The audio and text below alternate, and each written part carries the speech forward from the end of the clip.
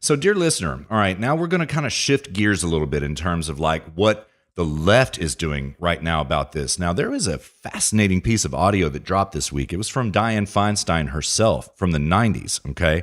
It's Twitter audio, dear listener, so it's a little bit rough and tumble, right? And it also, the controls aren't quite as good as, other playback controls are on other parts of the web. But let's listen to what Feinstein herself had to say about this about two decades back. Who should be here are those who come legally at this time. And we've got to, for the time being, enforce our borders. The day when America could be the welfare system for Mexico is gone. We simply can't afford it. And I think you've seen the figures to state and local governments of what the cost is. It's over $2 billion. I think we should enforce our borders. To have a situation where 40% of the babies born on Medicaid in California today are born of illegal immigrants creates a very real problem for the state, which is in deficit. Look, of course you can enforce the borders. Let me finish. I agree. To have 17% of our prison population at a cost of $300 million a year be illegal immigrants who come here and commit felonies. That's not what this nation is all about. Very simple. They've been enforce our border.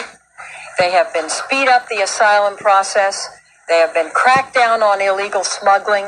They have been remove the option that is given to an illegal alien convicted of a felony has an option of serving time in this country or in their own country. I say return them to their own country, wherever that country may be, to serve the time.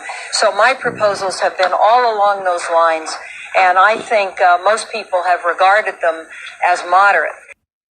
Damn, dear listener. Now, I just want to call into example, who does that sound like to you, Luke? That sounds a lot like our president to me.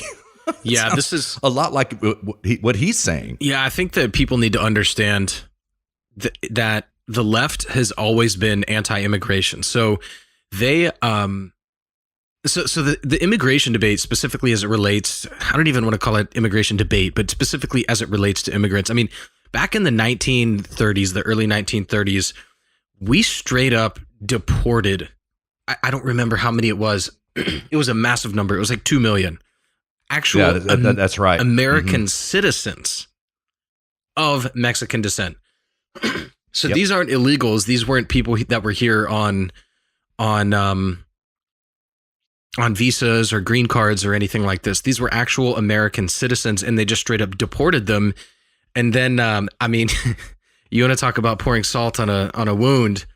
They let them in with temporary work visas afterwards. So they deported them and then let them come back in to do the same work, but on a temporary visa. So this is and I don't remember which president that was under. That must have been Eisenhower. Was it Eisenhower? Yep, it was Eisenhower. Yep. This was pre-World War II. Yeah. Oh, it was pre-World War II. Yeah, okay. Yeah, let me think about that. Yeah, that does ring a bell. I do know that Eisenhower deported 2 million, right? And we're not going to say the name of the operation, but it had a derogatory term. The operation was literally named that. And the same type of situation happened that you're talking about, Luke. There were a bunch of illegals, yes, but a lot of U.S. citizens just, you got to go back. Yeah. That's what happened. Yeah. Yeah, I'm not going to endorse that or say that was the right thing to do. I've actually just pulled an article up here. Yeah, I can't. I don't know. I'm trying to scan it while I talk, and it's not going to work. Mm-hmm.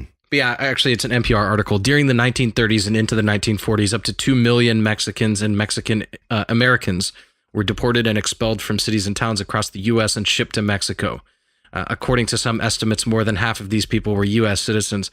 I'm just going to go out on a limb and say that because I'm not seeing them talk about who the president was, I'm going to guess it was FDR. In fact, it was FDR that did that. Yeah, it was. So, and I just know that because that was when he was president. So, right. Yeah, I mean, our, Lord and Savior, FDR, the New Deal. Where's Ocasio-Cortez on this one? With her, with her new, how about the deportation New Deal? deportation New Deal, Yes. the point is that this has been going on for a long time. This has been a leftist position for up to, if not longer than 100 years. And Cesar Chavez was a huge labor organizer. He actually, his sort of like henchmen on the border, they actually coined the term wetback. And his organization, which was United, we've talked about this on a previous show, UFWA, United Farm Workers of America, I think is what it was called, or United Farm Workers Association. Their motto was "Si se puede," which is "Yes, one can." Obama borrowed from that. That's where "Yes, we can" came from. Yeah, was "Si se puede," which was the UFWA's slogan, their motto, and what their motto was in reference to was, yes, one can deport them. That's like, it's like, yes, one can bracket deport them in bracket, enforce the border. That's what that is. This phenomenon of leftist politicians and the left being all of a sudden, oh my God, we're like for immigrants and the plight of the Mexican people, and this is so disingenuous because it's so new. It's never been going on. Bill Clinton, listen to one of his, I don't remember which State of the Union it was, but one of his State of the Unions, I think it was his second one. I mean, that could have been Trump himself saying that. They were always in favor of the unions themselves, who were huge racists. Minimum wage comes from Democrat-run labor unions in Detroit who are trying to price blacks out of the market who were coming up north for jobs. They didn't want blacks to have jobs, so the labor unions organized and lobbied for minimum wage and priced them all out of the market. That's the origins of minimum wage. So the left has a very, very storied history with respect to immigration and race as well. So this sudden come to Jesus moment towards immigration is not a come to Jesus moment. This is total dishonesty, totally disingenuous. Don't believe a word of it when they say these things. They have always been against it. All of these Trump arguing points have been the left's anti-immigration arguing points for 100 years.